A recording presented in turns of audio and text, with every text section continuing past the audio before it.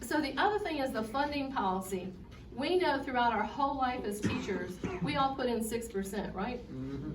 In some other states, they've had problem with the funding of their retirement system. And so what they've done is they have asked the active teachers to pay more money in, maybe like 9 or 12%. That's a lot to put in out of your salary. I mean, I was barely surviving, giving them 6%, but I sure do love that pension I get every month. So that's important. And then the employers pay now 12.97. So for every active member that's out there teaching, working in the public school system, they're paying 12.97% of their salary to the retirement system. And we're going to look at a chart here in a little bit, and you're going to see where this is going to climb and climb and climb. And charter schools, not every charter school actually is part of the pension system.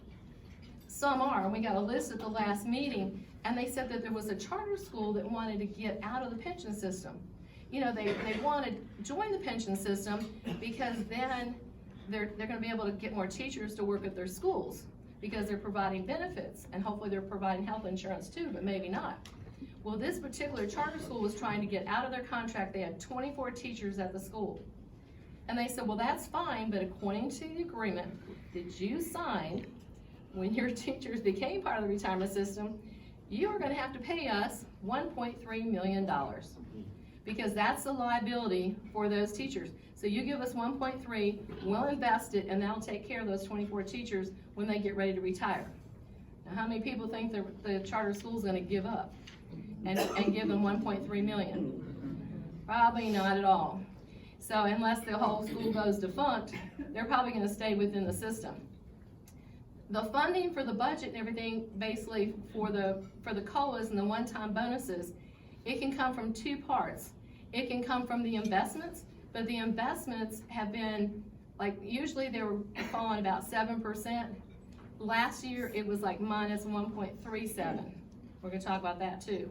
So the money, if the system is making a lot of money, if those investments are making 10%, then they can take that money out of the fund and they can say, great, we'll pay a COLA. We've got enough money to pay for this. Or we can pay it for a one-time bonus. But the money's not there. So where do you have to go? The people that we have problems with. We have to go to the General Assembly and we have to ask them for the money. And do they want to pay for it? No, they don't want to pay for it.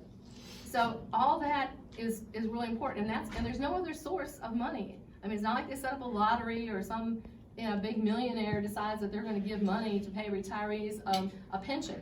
So we have to make the General Assembly realize that we're a priority and not a liability, and that they owe us this money, and that we're 15% behind inflation. And we have to tell our personal stories, like this man in White County. He's retired, he's a pastor, and he works at the Marriott, and I think he drives the van.